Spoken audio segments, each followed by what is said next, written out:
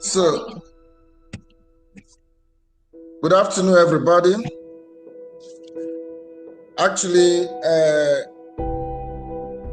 this program is still being anchored by the NIREC Youth Forum.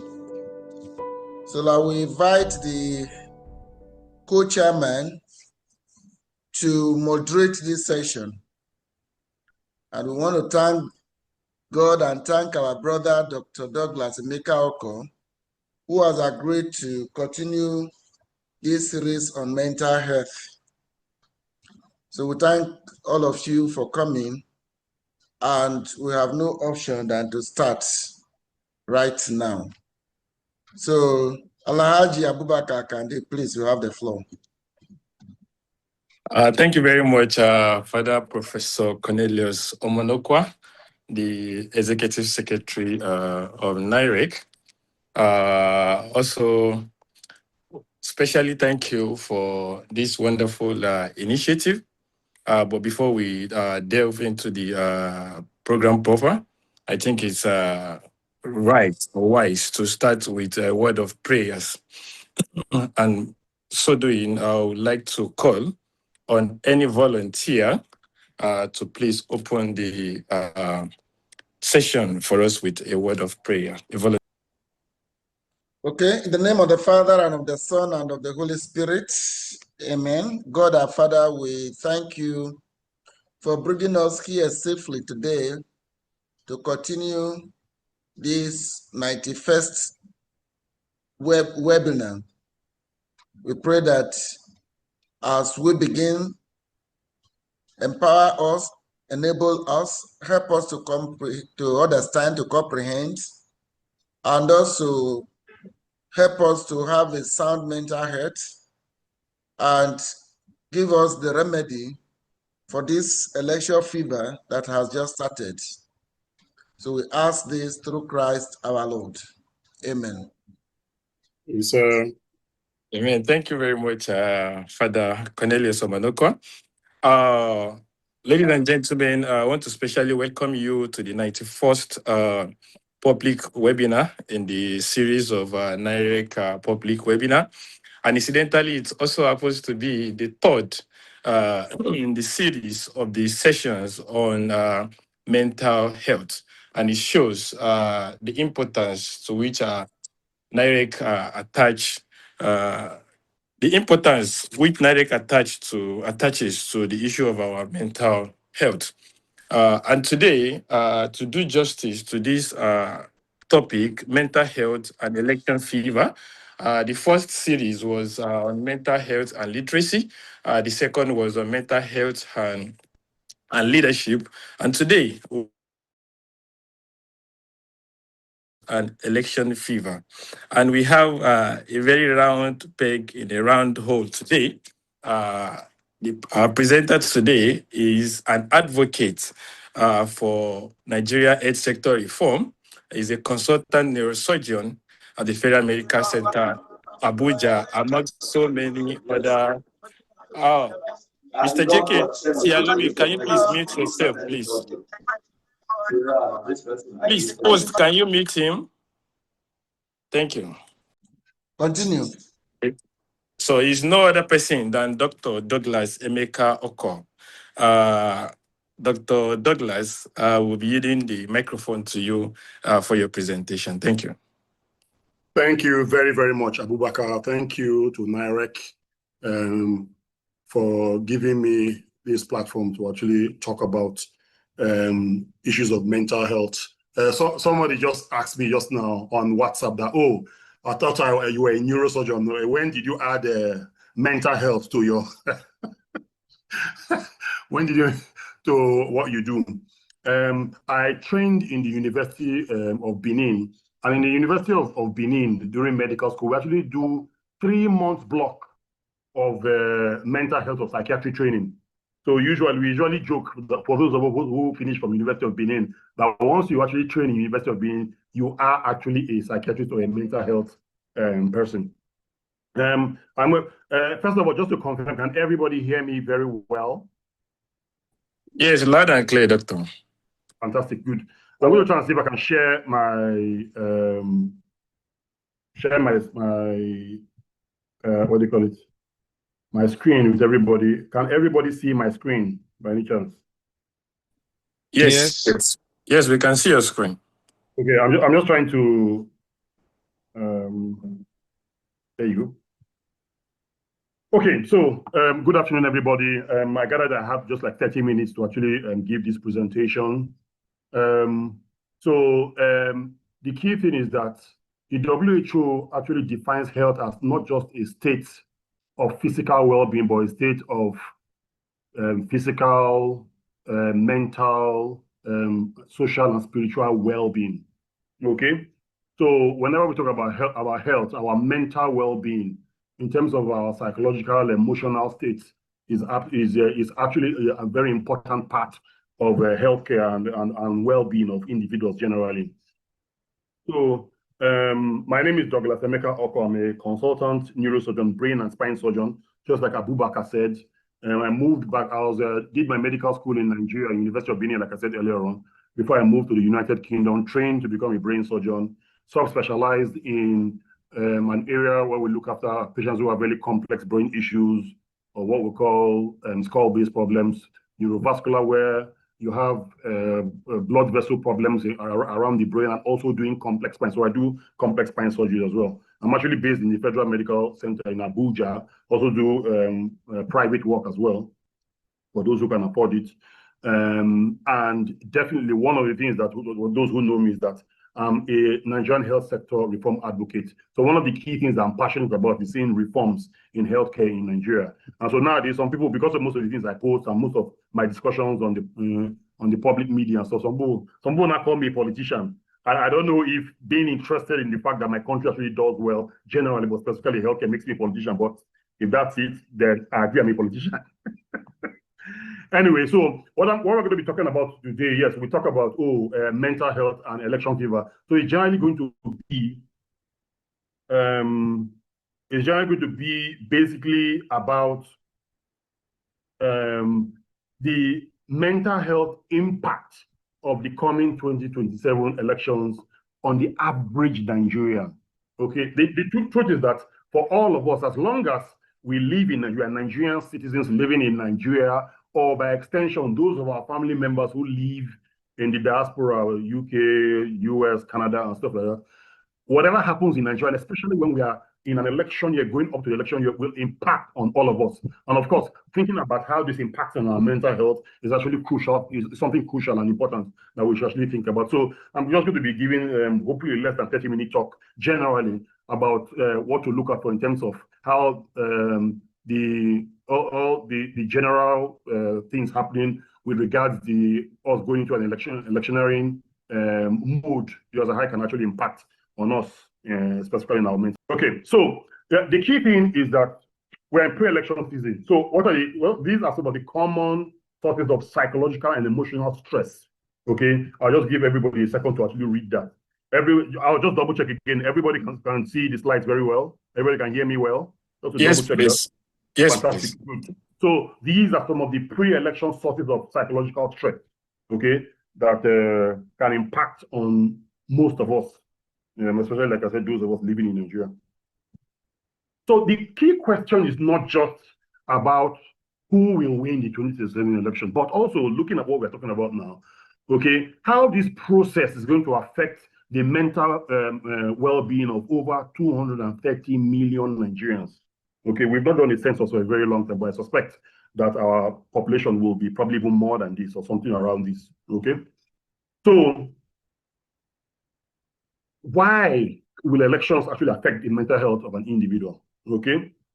So human beings generally prefer predictability, okay? Any sort of situation or setting where there's uncertainty, okay, definitely creates some level of just psychological stress, anxiety, and all that, okay? I remember in those days when I was in the UK, when I was trying to push to become a neurosurgeon and stuff, okay? There were a couple of periods when I was going through my training where, when I'm almost completing a particular year of my training, okay, and I didn't know what was going to happen the next year, where it brought on some stress and stuff. So it's just a human thing, Okay, so what are some of the couple of issues or things that can actually cause stress and affect our mental health? The fear of the unknown, the uncertainty. Okay, economic anxiety. Yes, clearly at this particular point in time, we are economically stressed in terms of when you look at the food inflation, look at energy, how much petrol is and stuff. We are stressed. Okay, but clearly there's that anxiety. Will it get worse? Okay, what will happen? Who's going to win? What kind of policies will they bring in? Of course, political polarization. Okay, you have different people who are actually supporting different people at different levels of people who are actually trying to actually vie for different offices, all the way from the incumbent to the people who are trying to displace the incumbent. Of course, lots of misinformation. Okay, and of course, security concerns as well. Okay, and of course, there's the ethnic and religious tensions, which we all know about, and of course, social conflicts. There's a tendency for different people who actually support different people and stuff like that, for there to be quarrels because they have different ideologies, different thinkings and stuff like that. Okay, so these kind of factors can actually trigger emotional and psychological stress in individuals. Of course, what are some of the mental health reactions that we can have? Okay, many Nigerians can experience some of the things I talked about earlier: excessive worry, anxiety, okay, insomnia, which is a big medical term for sleep disturbance, not sleeping very well, irritability, anger, okay, feeling of helplessness and hopelessness. Okay, you see many people saying things like, oh, there's no need to even think of going to vote or anything. My vote won't count and stuff like that. Okay, depression, apathy, okay, low mood. Apathy just means that we're not keen to actually even get out of bed, do anything. Emotional exhaustion, okay, increased substance abuse, okay. For vulnerable individuals, so vulnerable individuals are people who actually have pre-existing mental health conditions, okay. This sort of setting where we are moving into an election where there's lots of anxiety, uncertainty, and stuff like that, okay, can actually make things worse for them. So what are some of the key stressors? We talked about the economic anxiety, okay. Significant worries over, hey, how can we actually look ourselves? Financial issues and stuff like that, problems of how to actually look after yourself from the point of view of the financial capability and how you can actually be economically viable as an individual and as a family as well. Okay, social media overload, lots of fake news, rumors, doctored videos. This can lead to political anxiety. What some philosophers call and some psychologists call political anxiety or headline stress disorder. Okay, of course, there's all the issues of ethnic and religious polarization, fear of thugs, ballot snatching, post-election unrest. Okay, remember, there are some of these stressors and some of the way these kind of things can make people feel in terms of the psychological burden and stress and everything. Some of them are actually based on previous experiences. Okay, I remember after the 2023 election and stuff, I remember sending some messages out after the election and after the results. And then somebody did an audio message. A lady, and she was actually crying. She was crying. She was like, oh, Nigeria can never be better again after this election. With what happened, there's no need again and stuff like that. Okay, so these things can really, really be stressful. Of course, fear of violence and insecurity. Okay, youth frustration and political disillusionment. Whether we like it or not, the young people between 18 and 35, okay, or maybe we can extend it to 40.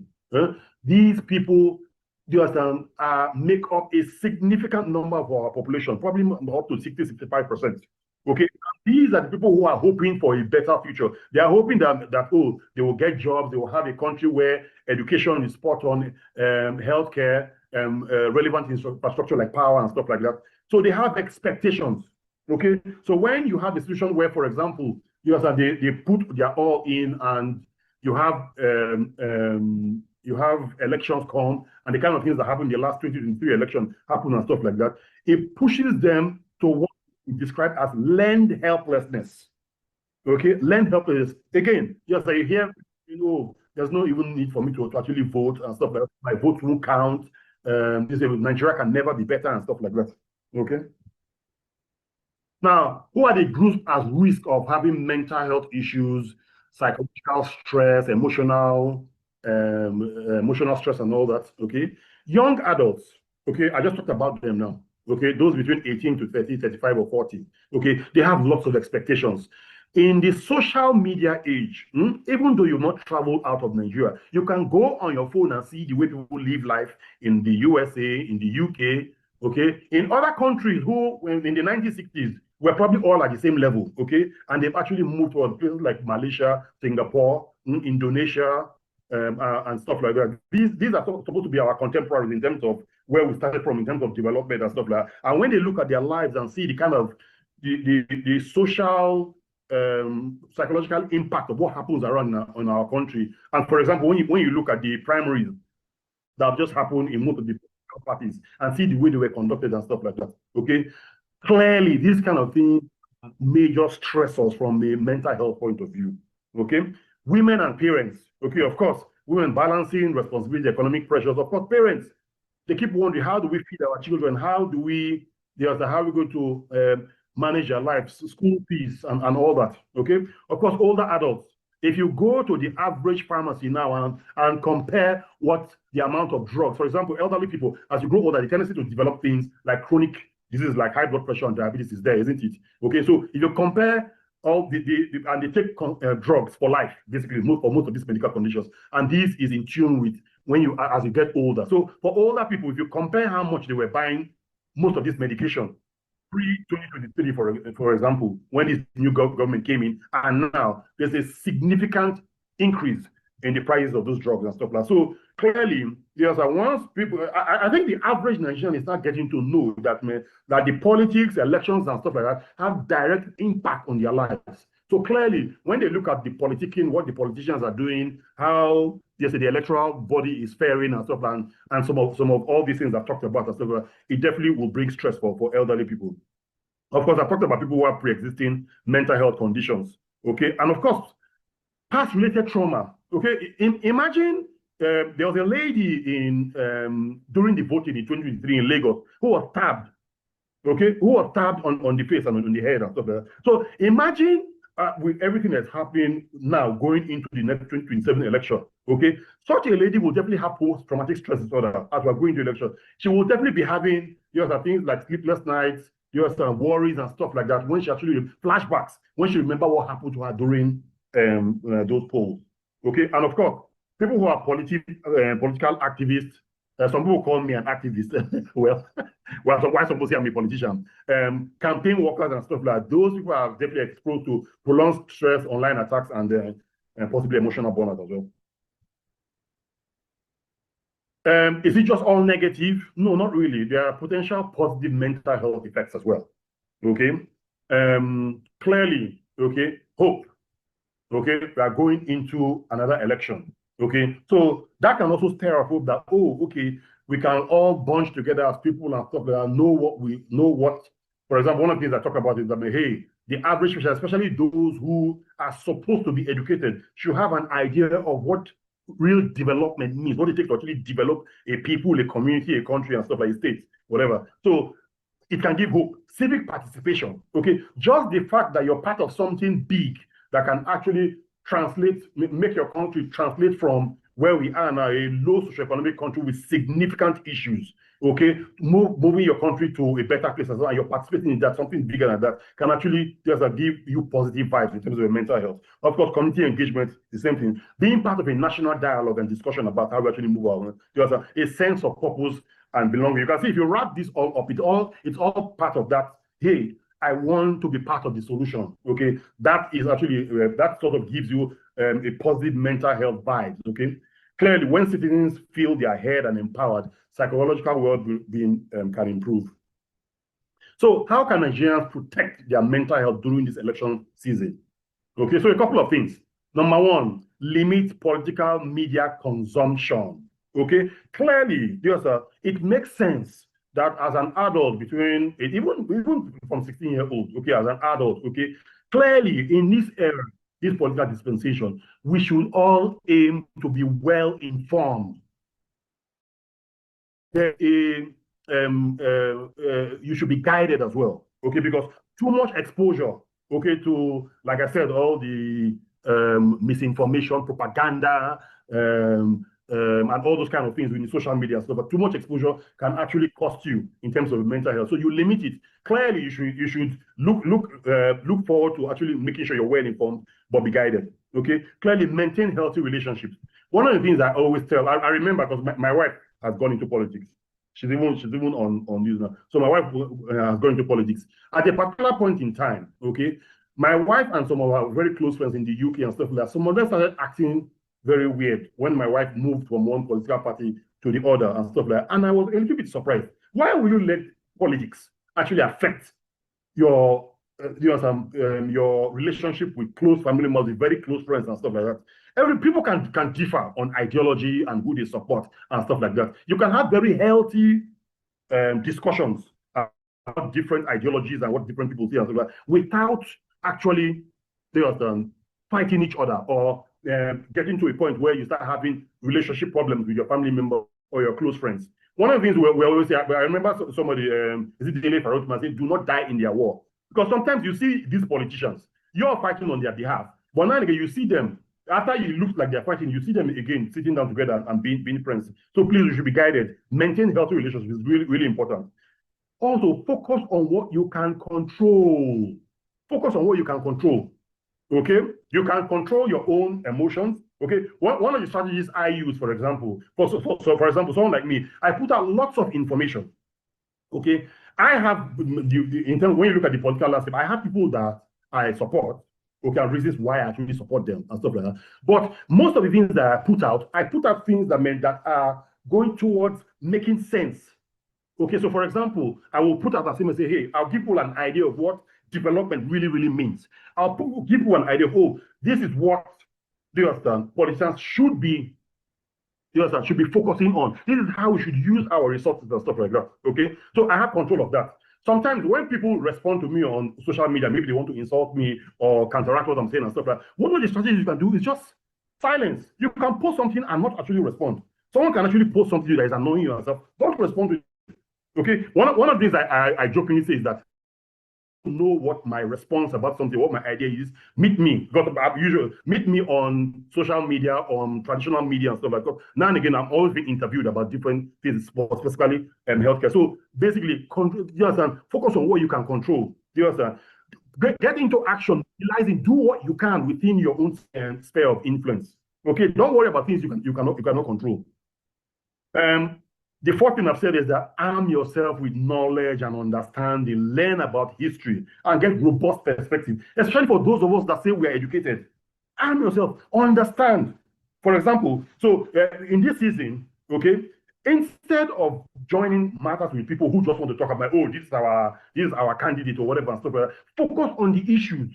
Make sure that anything that you're actually discussing is issue-based. Okay, history. Look at other countries. How have other countries developed? What kind of politicians did they have? What kind of followership and citizens did they have?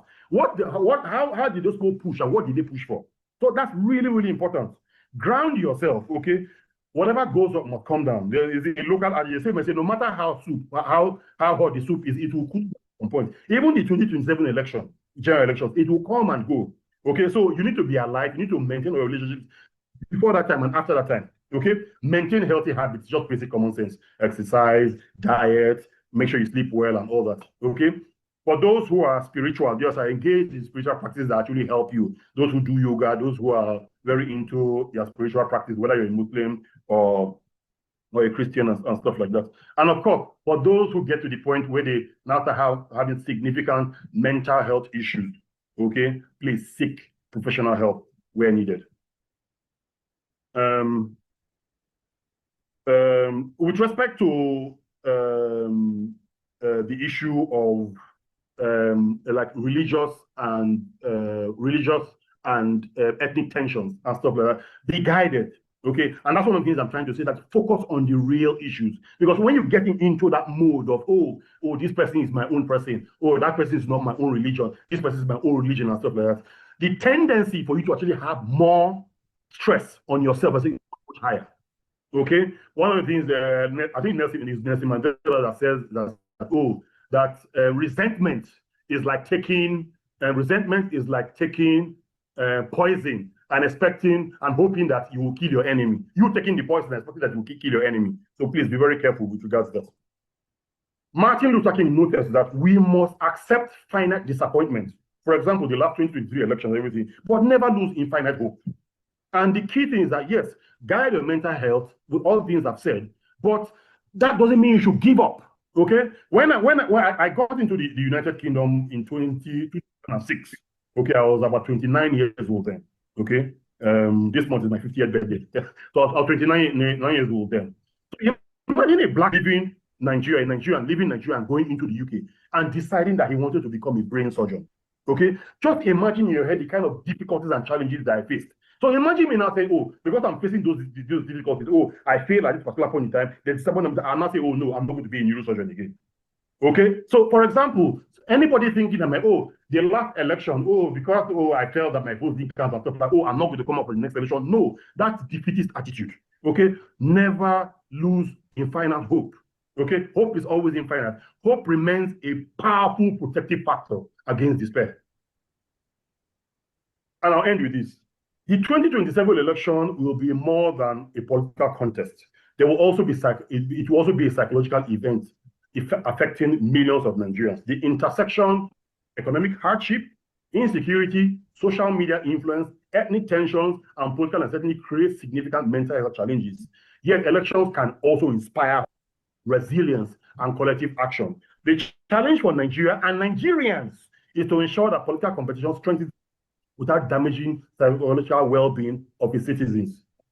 I yield. Any questions? And of course, the message is about the philosophy of the common good, okay? Clearly, culture is dynamic and can change. At this particular moment, one of the examples I always give with that, okay, right? If I'm driving into a T-junction, for example, okay, and I'm getting to a T-junction, the average person in UK will want me to pass first. I say, oh no, you go first. Okay. Also, if I'm walking through doors, or the average person walking through doors in the United Kingdom, he will actually hold the door for the next person to come in. Now, let's shift to Nigeria. In Nigeria, if I'm getting to a T-junction, the average person wants to pass before me. Okay. The average person doesn't consider another person. Now, what I'm saying is that I had this discussion with somebody once upon a time, and they're like, oh, Nigerians are wicked people. Nigerians are very wicked people. Well, maybe generally Nigerians have been socialized based on their experiences from when they were born and in terms of their socialization to be query wicked people. But genetically, Nigerians are not wicked people. Nigerians are only, it's garbage in, garbage out. Okay, input, that means output. Okay, so using the examples that I've given, okay, the average Nigerian will walk through a door. The average Nigerian will walk through a door and not care about the person that's coming in. There was a time I looked after a patient who was in a very bad shape, operated on the gentleman, the complex brain operation, and the man survived. And he was in the critical care unit. And at a particular point in time, that critical unit has restricted number of beds. At a particular point in time, I was happy for that patient to move from the critical care unit to the ward. And guess what the family told me? The family told me, no, let's leave him here. We have the money. Don't worry. We have the money. And I told him, no, the philosophy of the common good. Just the way your own family member has enjoyed it at you, other people should enjoy it as well. We should create space for other people. And of course, I'll end by saying we should, that philosophy of Ubuntu. I am because you are. You are because I am. We are because you are. Okay? I'll stop there and yield. Thank you very much.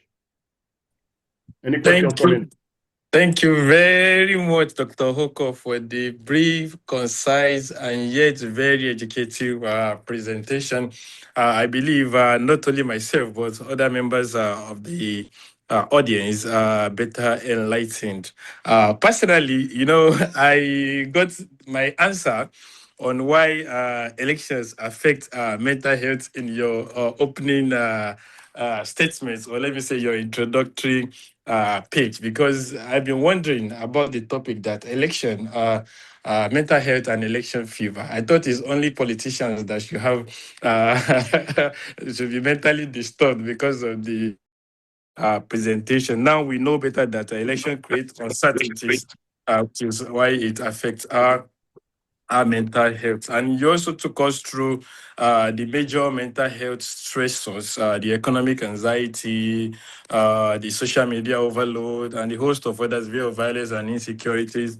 So you also did well to point out some of the groups that are most at risk of mental health issues, and also the potential positive mental health effects. I think this is one very important aspect also of your lecture, because usually one we expect that it's only the negative effects that one will dwell more when talking about the issue of mental health and election fever. Thank you so much for bringing out that, okay, we can positive potentials such as the election, because we need to limit political media consumption, maintain a healthy relationship, focus on what you can control, and a host of others. And thank you so much for the wonderful presentation. Ladies and gentlemen, at this point, I would like to open the floor for comments. I know many of you are loaded with comments and questions and maybe contributions. So whoever wants to speak should please raise his or her hands up, and the floor will be yielded to the person. Thank you. The floor is open. Questions, comments, bring it on. I think Doctor has done absolute justice to the to the topic, that there seems to be no. But let's just give. So from the comment section, Adidokimane said, "Thank you, Doctor, for the I have a wonderful." question. Okay, Father, please go ahead. Yeah, me, I have a question. Yes. Dr. Douglas, thank you very much for this one. In the process of getting, praying and looking for a leader, is it possible for the electorate to identify that this man who wants to be president or want to be governor has a mental problem? How do we identify that this man is not mentally coherent, or maybe he's a lunatic? How do we prevent lunatics from leading us? Is there any way? Is there any art to find the mass construction on the face? Is there any way to know that this person contesting for this election has mental health challenges? Okay, so I think I'm getting two key things from your question. Number one, are you sort of asking, for example, should individuals who are trying to vie for key offices, for key offices that will determine how our lives will go, should they undergo, for example, mental health and psychological evaluation? Is that sort of your question? And the truth is that that's actually a fantastic idea. Okay, so what can Nigerian citizens do about that? Okay, because clearly that's not in our constitution or anything like that. Okay, so should that be part of, for example, the Electoral Act? For example, I think it's not a bad idea, but how do you make that happen? It's by advocacy. Okay, you remember just the way people were advocating that we would want electronic transmission of election results from the BVAS to the NIREC portal once elections have been concluded, so that you actually prevent most of the things that happen in the RAC, okay, the collation center and stuff like that. Okay, so people advocated for that. So just the same way, you want people who are, when you talk about competence, for example, okay, to actually lead people and be in some very vital offices, for example, okay, the mental capacity of the individual that wants to actually to actually lead people and stuff is extremely important. These are very difficult jobs to do. Okay, being the president of the country, being the governor, being a senator, being a House of Rep member, a local government chairman. These are very difficult jobs, being a minister and stuff like that. Okay, so these kind of jobs, you need people who are mentally sound. Do you understand? Who are mentally, have their mental oomph around them. So should we advise that, for example, looking at the Electoral Act, that we should say, hey, people contesting for office should undergo some sort of psychological and mental health evaluation? Absolutely, I would totally agree. And how can citizens do that to actually advocate for it? I think that was sort of the second leg of your question. So the second leg of your question sort of is, okay, how do we know somebody who, this person's mental capacity is questionable? Well, I guess that even though all of us are not psychiatrists and mental health physicians or people who are psychologists and stuff like that, we averagely, generally, just by interacting or seeing someone, how the person interacts with others, can have a general idea, for example, of the person's mental capacity. Just a general idea, okay? Especially with respect to the person's level of education, okay? So, for example, if I see someone who is a professor of philosophy, for example, okay, and the person is discussing with me, the expectations I had in terms of the person's mental capacity and how he's supposed to actually relate with me and discuss with me, isn't it? There are ways that he will come across and ways that he will speak, for example, and act that will make me question, person okay. Okay, so I think some of it is generic, Father Cornelius. It's just generic. That's why sometimes on average, sometimes we can see the average person will see someone and say, this person, be like say, this person not stable at all, this person not whatever. So it's just generic. But from the point of view, okay, how do we weed such people out? Clearly, having in the Electoral Act, there's a situation where we say, let's make it law, where the people vying for offices should have psychological and mental health assessments to make sure that they have the mental capacity to actually do those very important jobs that the lives of millions of people actually depend on. It's not a bad idea, and it's something that will solidly support Father Cornelius. Thank you very much, Dr. OKOR. I just want to read out some of the comments from the chat box. Adedoke Mane says, thank you, Doctor, for this wonderful presentation. Eugene Onwuka says, thank you, Dr. OKOR. Adam Mohammed says, what a very nice presentation. JK Tialobi says, thanks for this. There couldn't have been better times to listen to good lectures like this than this time. CJ says, thank you, Dr. OKOR. Obioma Para wrote, thank you, Doctor. Adam Mohammed said, I wanted to contribute, but where I am is very noisy. Wish you all the best. Thank you for the wonderful. But somebody has replied him that he can actually put his contribution in the chat box. Mark Ifeanyi says he's on transit and network has been terrible. And I think so far we have wonderful comments from the chat box on the contribution. Ibrahim said, thank you for the lecturer from Babangida. Thank you very much, Doctor. I don't know whether we give more rooms for people to, but no one is signifying to contribute yet. Okay, there is a question here from Loretta. It says, how do people cope mentally when family members are in different parties? This is very funny. I think this is directly coming to you, Doctor. So, well, I've talked about I actually talked about that when I was giving my yes, in the course of So I think the first thing is to understand that yes, even a husband and a wife can have different ideologies. They can have different thinking. They can have different perspectives. Do you understand? Yes. Again, I said the other very critical thing that hey, you understand that someone like Dele Farotimi said one time, do not die in their war. Because sometimes when you see the way people are polarized because of this political, I support this person, I support this person, and stuff like that. You understand? And then within a family or people who are very close friends, they now start having relationship issues, fighting against each other and stuff like that. No, that is not on. So I think the simple thing is to go back to basics. Okay, so even if you have different ideas and stuff, try and be as objective as possible. Okay, so for example, if people are arguing about ideology, for example, I gave the issue of when somebody said that that when you look at Nigerians are generally actually a family member. Okay, the Nigerians are wicked people. You know, so but I listened to that my family member what the person said, and I said, okay, let's go back to basics. Okay.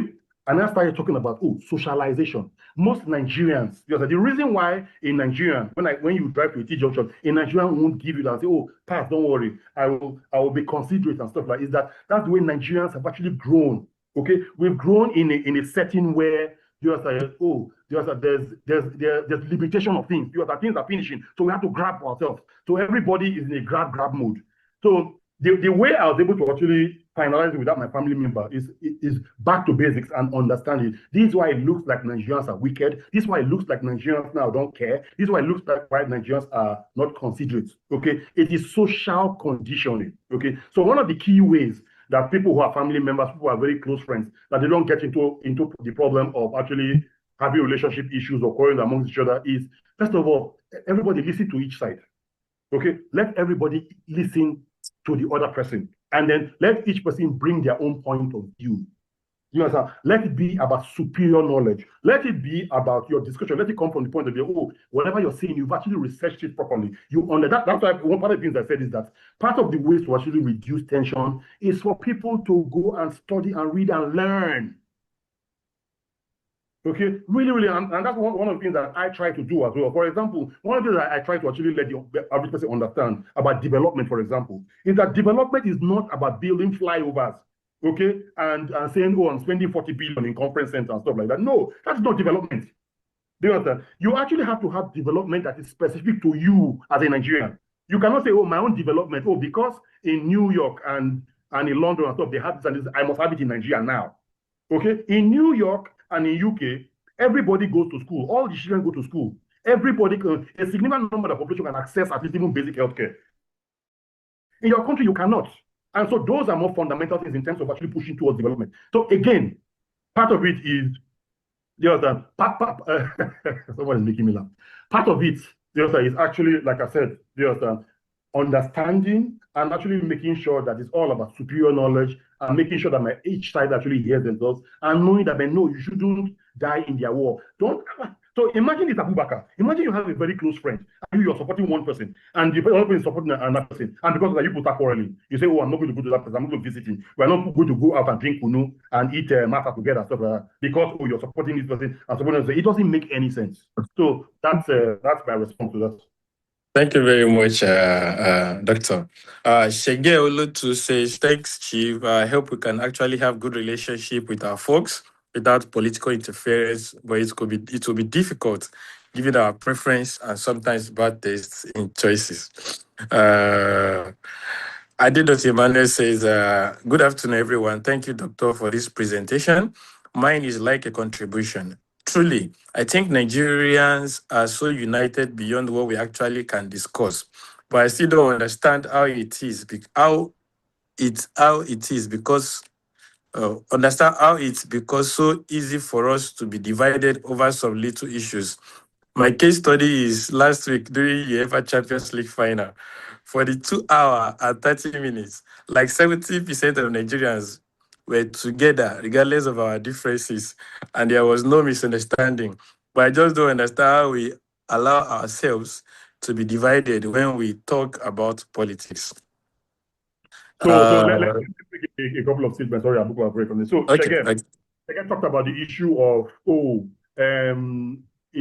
clearly we don't want to actually have misunderstandings and relationship issues with people who are with that, but sometimes it's difficult.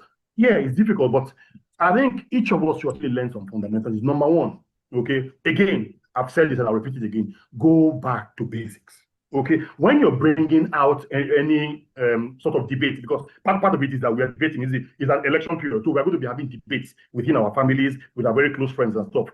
Make sure that your debates are coming from basics, are coming from fundamental understanding. If your debates are coming from, oh, I'm a Yoruba man, I'm an Igbo man, oh no, I'm a Muslim and stuff like that, then you're getting it wrong from that point of view.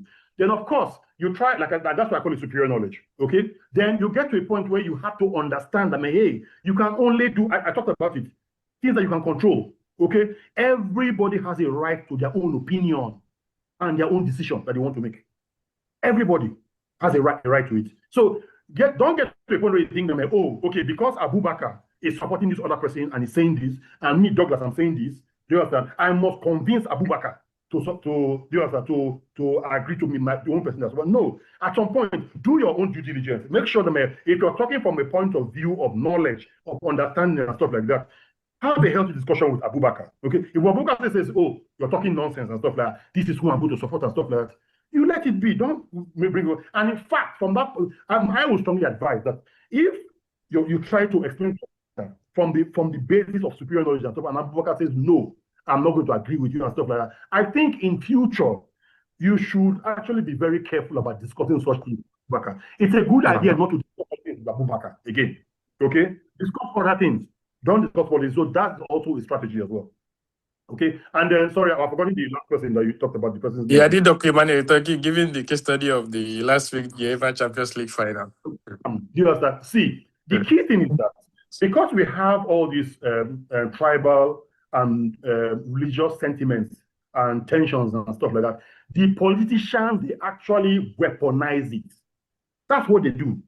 They weaponize it. Okay? Because, see, the truth is that the things that are impacting on our lives very negatively in Nigeria now, they cut across, whether you're a Muslim, whether you're a Christian, whether you're any of the other traditional religions, no matter whether you're Yoruba, Hausa, Fulani, Igbo, whatever, there are things that impact across board. Okay, so clearly, because you have a significant number of our population that is poor and ignorant, again, the problem with this having proper education and sort of civil engagements and really educating people and stuff like that, very easy for the politicians to weaponize, just the way they weaponize poverty and ignorance as well. It's very easy to weaponize things like religion and tribe and stuff like that. So, generally, most people love football, okay? And that football match will show you that our commonalities, the things that make us, that actually bring us to the Ubuntu that I ended with, that you are Abubakar because I am. Those are commonalities. They're actually greater and actually more significant than the things that the politicians and people who want to divide us actually push ahead. Just to explain that. So you can go ahead. Thank you very much, Doctor.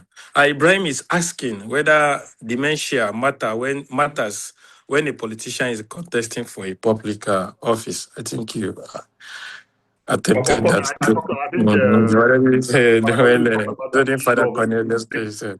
So clearly, if we had an electoral act that specifically says that, hey, we want to actually bring in people who actually run the affairs of our country at different levels, and we must assess their mental capability to actually do such an incredible and very important and vital job, of course, I am for it. And clearly, if such an assessment will show that someone has dementia, that definitely that such a person shouldn't just be running for office or even being in an office and stuff like that.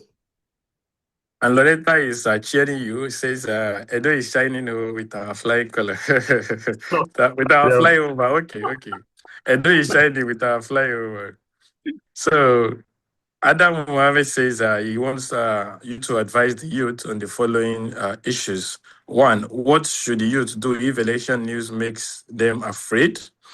The second question is, what is one simple tip to stay calm before and during the 2027 election? So the key thing is that the key thing is that whether we like it or not, okay, clearly I've talked about the issues of protect yourself, be sensible and stuff, but whether we like those, there will still be tension. All we are saying is that, man, how can we reduce it as much as we actually can? Because clearly the issues of the economy, of security, of power, relevant infrastructure, healthcare, education, they are all about politics, governance, and elections. Yeah, that's the truth. These are the things that are actually affecting all of us in our daily lives. So clearly, we can't run away from it. We will be under some tension, we'll be anxious and stuff like that. But I just went through some of the things, okay? Especially the young people, because funny enough, they are the ones most affected. Previously, maybe in the 1970s, 1980s, 1990s, you didn't have social media. So you can be in your village somewhere in Kano and stuff like that. You won't know that, that someone of your age, 16, 17, 18, 21 and stuff like that, that in the UK, for example, that they have very good life education, good, that they are supported and stuff like that.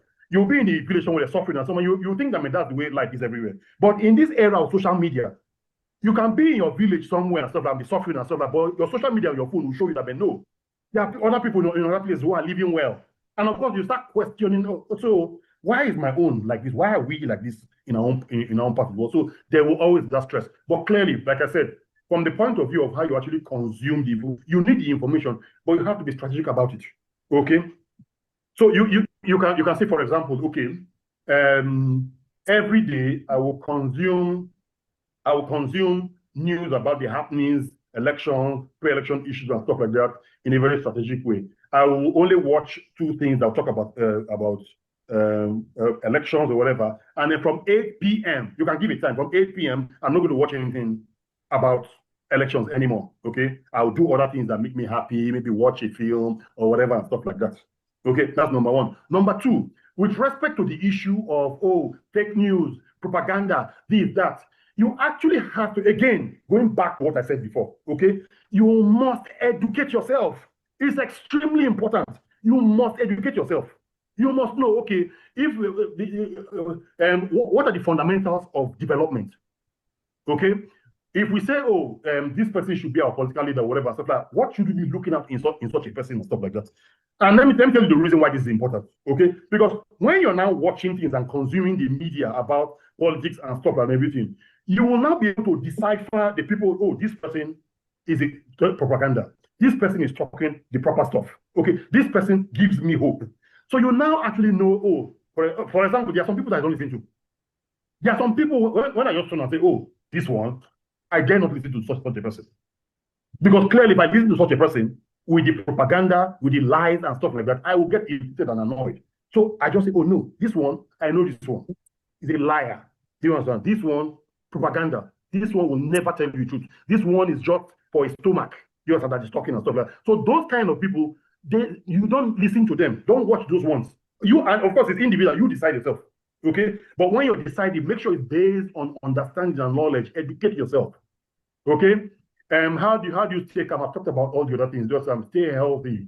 Okay? And also, even with your different friends. So, for example, me and Father Cornelius, we talk about politics and stuff like that. And I see that despite the fact that I'm trying my best from a baseline point of view, from a superior knowledge point of view, to actually talk about, this is what I think the politics should be like. This is what and Father Cornelius says, I don't agree with you, whatever you say and stuff like that. So what I will do when it comes to discussion about issues of politics and stuff like that, I will sort of move back. I'll do other stuff with him, play with him and stuff like that. Then if I notice that, when I'm speaking with Abubakar, Abubakar actually understands.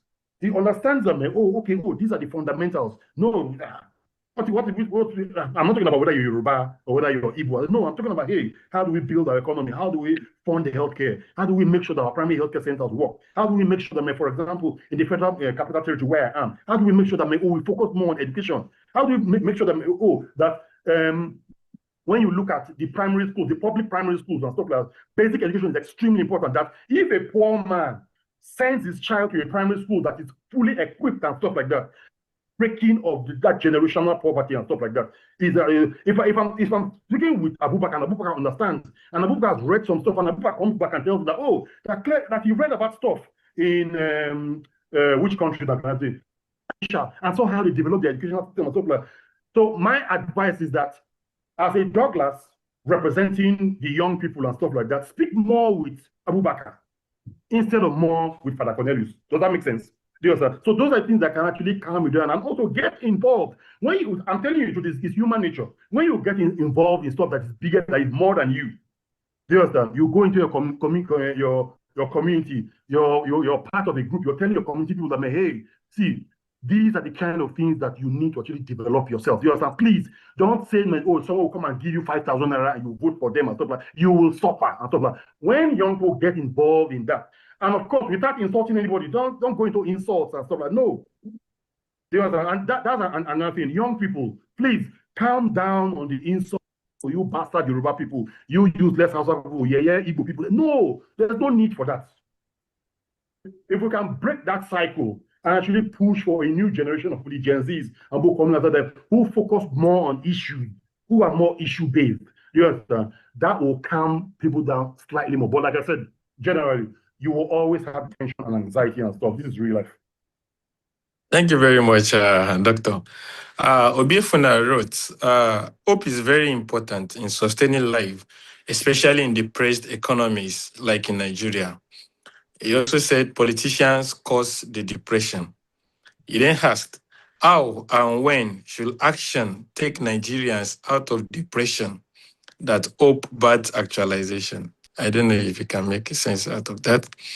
So the key thing is that I heard one place, I've forgotten who said that, see, when you are alive, you have hope and faith, okay? But when you die, the hope goes, okay? So as long as you are alive, any attempt to take hope away from someone who is alive is dead. Okay, so hope is extremely important. Extremely, extremely important.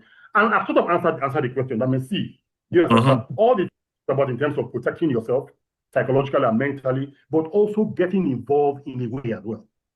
Okay, getting involved. Okay, it is hope that will tell you that one of the things I talked about is making sure that you understand history. Okay, none of the great nations or groups or communities in this world came through it on a platter of gold. People, so sometimes people say, oh, the blood and sweat of people actually built America and stuff like that. And so, generally, as human beings, that's another thing. This Ubuntu thing is very, very important. Okay, imagine Abubakar, that you were the only one in this world. You were the only one. Imagine it was only you, your family members, and maybe only you. It would be one kind. So all of us are actually related to each other somehow, some way. And the thing is that people, the nations who have developed have actually understand that philosophy and principle of Ubuntu. And so we want our young people to still start understanding that, hey, do you understand? In fact, the terrible situation that we're in Nigeria actually creates a platform, you understand, for you to actually do something. Guess what? It actually creates a platform for people to actually get involved and actually do something. And actually, in the next 40, 30 years, because you'll be talking to your children and your grandchildren and say, oh, I remember in 2026 when we were in a terrible situation in Nigeria and stuff like that. I was part of this group. You understand? We went around the village, we educated them and stuff like that. We spoke to them and say, oh, everybody go get your PVC and stuff like that. So actually getting involved, even as bad as things do, actually brings you some pride. Do you understand? And absolutely. You understand? Absolutely. Don't go in such a way that maybe people go and arrest you or you get yourself involved. No, very strategic, in a think tank strategic way. You understand? Absolutely. So, for example, like someone like me, well, again, I said it, when I actually put information out on social media and stuff like that, okay, I have people that I support, but I restrict myself mainly to issues. I talk about issues. I talk about, hey, healthcare. This is what development should be. These are the kind of political, this is the kind of president, governor, whatever, that I want to see and stuff like that. And so that is the way that I would strongly advise young people to actually go in terms of how they actually interface and interact. But of course, being sensible about protecting their mental health as well with some of these strategies I talked about, Abubakar. Yes. Thank you very much, Doctor. JK Tia Lobby wrote, Doc, what effects can inciting comments have on our mental health as the 2027 general election draws closer, given the fact that Nigerians have had a fair share of suffering and neglect by the political class? So incitement will definitely have negative mental health impact. Negative. All these I talked about, inciting comments. Okay. And I think that's one of the bane, and that's one of the major issues with especially the Gen Z generation and the way they actually respond to things as well. If you go through comments following maybe a video and stuff like that, it is terrible. Okay. So one of the things you can do is, like I said, first of all, do you understand? You have to be very picky about what you watch. I'm telling you, Abubakar, there are some people who come on maybe on social media, on mainstream media, the key, maybe things like Arise, Channel TV and stuff like that. I will not watch them. Sorry. I will not. There's no need. Okay? Because all those inciting comments and stuff like that, that's where they come. And also, even when you watch some videos and stuff like that, the ones that you know that in line with your thinking and stuff like that, yeah, you can do that. Watch the ones that are in line with your thinking, the ones that inspire you, the ones that give you hope. You understand? Sometimes you can even decide that, oh, I won't read the comment section. If maybe you read the first two and you say, is this where the comments are going to go? You can actually decide not to read the comments. It's not by force. Yeah? So, Tialobi, answer your question. It's not by force. You mustn't read the inciting comments. You mustn't. Yeah. I agree with you, Doctor. Loretta says, however, many leaders are weird, or is it wired? She's trying to, right? So he said, leaders of thoughts, change agents, etc. They are often non-conventional people. Take Nkrumah, Awo, Lincoln, Einstein, Trump, Mandela, Kagame, etc. Explain this. Okay, maybe the person wants you to share more light on the statement that many leaders are. Some people actually take me, someone like me as a leader, as a person of thought as well. And I'm sure I'm weird in ways. There's this that it is crazy people who think that they can change the world, and it's actually them that actually change the world. It is not people who brought one very weird idea. Oh, you know, we can build an aeroplane. Oh, we can do this. How can you say you will build something that will be flying in the air? You know, and stuff like that. But those people are actually people that actually make change. Okay, but even though those people are weird, like Loretta is trying to describe them, their mental capacity is actually intact overall. Okay, they might sound weird. So, for example, someone like me in this part of the world in Nigeria, I'm weird. Okay, if you compare me with your average doctor, for example, when I'm speaking to a patient and their relatives, I'll actually tell them the truth. I'll give them proper information and stuff like that, even when the information is something that they normally won't want to hear. But I'll empower them with information. That is very weird to many Nigerians. Very, very weird. Do you understand? So it depends on what we. Weird means that's yeah, that's well taken. Weird. Yes, Adorolo is asking why politicians use politics to destabilize the peace of the common people. Okay, so it's very simple. Okay, again, most of these things you go back to basics. Okay, the key thing is that we are in a setting in our country where there's this projection that everything is limited. Okay, it's limited. Oh, things are finished, you know, things are finished. So when things are finished and things are limited, what does the average human being do? When things, how will I put it now? When things are scarce, yes, scarcity mentality. Struggle for scarce resources. What do you do?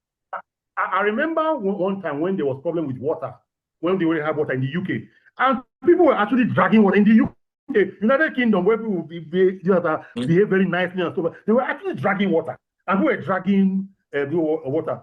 It's just basic human nature. When there is scarcity, okay, people now devise means to say, how can I come on top in this scarcity? How do I know? So people now devise with, okay, how do I swell the people? How do I find ways and stuff like that? So that's how our politicians have developed over time. It's not just now, do you understand? It's over time. And also, because things have basically, with progressive leadership failure in our country, because things from a values point of view and stuff like that have really gone down really, really badly and stuff like that. These politicians, they know how the average Nigerian thinks now with this contemporary Nigeria and stuff like that. And so they work within those weaknesses of the average Nigerian. Okay, so for example, we talked about some of them, isn't it? Religion, tribe, and stuff like that. Those are some of the weak. So they create those fault lines purposely to actually be able to gain ground in this setting of scarcity. Okay? And another example of how you do that, for example, look at South Africa. Okay? Look at South Africa. The population of Africans who are in South Africa are not more than 7% or maybe 10% of the whole population. Okay? But yet their politicians behind have told them that, hey, these Africans, these Nigerians, these Zimbabweans who are your country, they are your problem. And guess what? They've made a situation where the average person now is actually looking at the other Africans who are in South Africa as the problem. So they call it divide and rule, isn't it? Divide. And most of these things is actually the colonial masters actually taught us some of these things, and the politicians learned from the colonial masters and are also doing the same thing as well. Thank you very much, Doctor. I think the last comments in the chat box is a call to action. Actually, I think it's targeted at NIREC. Adedokumane said, I wish there could be a body to carry an awareness before next general election with the topic, vote the candidate of your choice and let others vote the candidate of their choice, because the rate of instigation on the social media platform is really disturbing. I think this is a call to action directed at the NIREC leadership. Yes. So let me try and put it like this. Yes, everybody should, first of all, let me say it like this. Everybody should understand at this particular point in time. If anybody doesn't understand now, then it's a little bit painful. Everybody should understand that if you don't get involved in politics somehow, politics will drag you in by fire by force. You know, because the politics, governance, and everything is related to your everyday life and the life of your children and your children's children. So that's the first thing. Okay. Now the second thing is that should people have their own different people that they support and stuff, and yet everybody should be allowed to support who they want to support. You understand? But guess what? For example, the people who are talking about people who want to actually come into government, who are not in government, they have the right to actually say, hey, I don't like you. And this is the reason why I don't like you. The people who are looking at the people in government and saying, oh, we don't like you, they have the right as well to say, oh, these are the reasons why you don't like you. Whatever policy you're making and stuff like that, this is how it's impacting our life. This is what we look forward to, whatever and stuff like that. They have that right. Okay. And so that's also education as well. Okay. But if they can do it without the insult, the denigration and stuff like that as much as possible, it might be a struggle to do that. But if it was possible, that won't be a bad idea. But the key thing is that, yes, after all said and done, all the political parties, all the different forums, all the individuals, for example, they say as an individual, I push out stuff just on social media and stuff like that. So everybody push out their stuff. But in the long run, you cannot force anybody to say, oh, no, you must vote my own candidate. You must agree with me. You must. No, you cannot. And yes, if a body like NIREC, you are actually saying that as well, wouldn't be a bad idea. Yes, I think a body like cannot be political, cannot be supporting any particular candidate. Clearly. Yes, Adorolo wrote that actually you are very right, Doctor, with your explanation, because the quest for fame and power among men these days is alarming. Thank you so much. Jordan wrote, this is such an enlightening discussion. Well done, Doctor. I learned a lot from this. Then Tialobi wrote again that, Doctor, please let me deviate a little from this discussion. Why are Nigerian NHIS and DSHCS treating patients with unbranded medications? Is it the same practice in the UK, US, and other developed countries? What are unbranded or unbranded drugs? Unbranded, I think the person means. The first thing I'll say, I know we've debated a little bit, but it's part of politics, isn't it? Because it is true the vehicle of politics that you deliver social goods to people, healthcare, education, and stuff like that. So first of all, Tialobi, you cannot compare yourself to US and UK. You cannot. Okay, you can look forward to the way their life is, but you cannot compare yourself with them. So that means you have to actually generate solutions that are specific for you.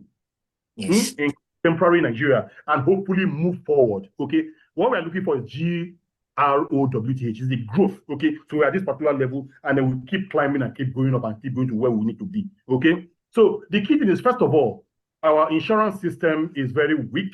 Our healthcare system is weak. We've not funded it properly and stuff like that. So you will clearly continue to have issues with our healthcare system, whether it's on branded, generic, whatever, you will have issues. Clearly, we are talking about mental health with respect to election fever and stuff like that. But just to say that, so don't compare yourself with the UK or the US. You're not anywhere near yet. You've not even started.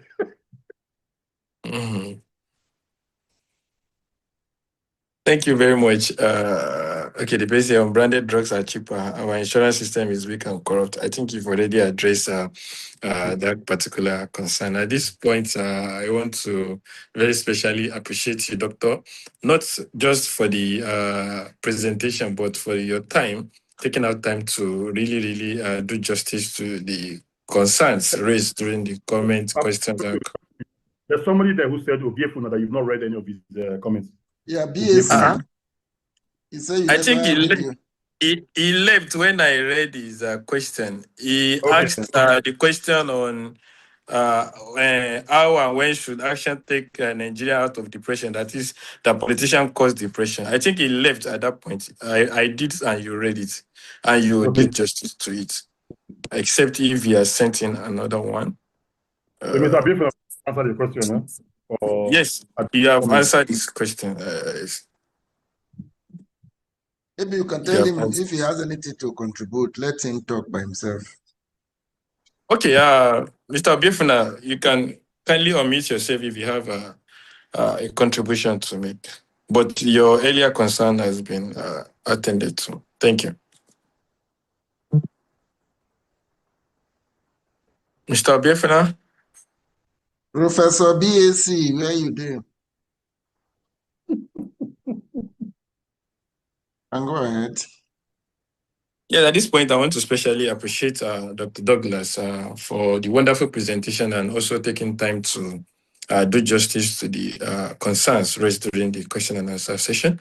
this moment, at this point, I want to yield the microphone to the Executive Secretary of NIREC for his vote of thanks and closing remarks. Thank you.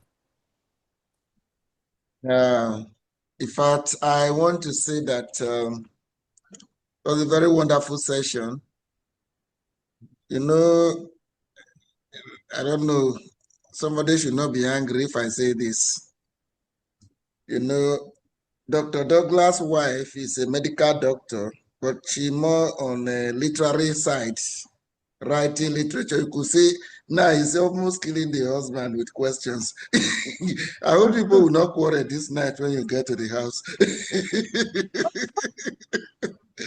So I want to say, Dr. Lorenta, you know, behind every successful man, there is a woman. Thank you for the support you are giving to my brother, to our brother and your sweetheart. So thank you very much. I quite appreciate. And Doctor, thank you very much. I hope when I call again, you will still answer me. This should be your second or third time. Yeah, this is the second. Oh, this is the second time. You are, in fact, I think the next one should be, I think the Loretta should come and tell us how she's, okay, very good. There's no need to say it now when I invite her. The moderator, in fact, you surprise me. It's like you see why I'm praying for you seriously. You even do all these things better than me. I hope that by the time you come on board, you know, I will just know that I've handed over a very good baton to a very credible person. He is the chairman, the co-chairman of NIREC Youth. And I must say that I'm very impressed with all that he has done. So thank you very much, everybody. Eyes opened a prayer when we started. So I need a Muslim now to give us the closing prayers. Yeah. Okay. So if there's no Muslim, I think Akande, you can do it by yourself. Thank you very much, Father. We thank Almighty God for the opportunity to observe this afternoon session. We pray that whatever we have discussed, we culminate into the desired development in our dear country. We pray that it grants us security, peace, and prosperity so that Nigeria will be the true nation that we all desire to have.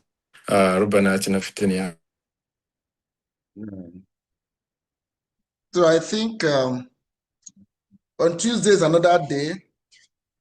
It's like we'll get back to Dr. Lorenta to give us something on maybe mental health and women input. For women to make sure that we don't go Kulumenta.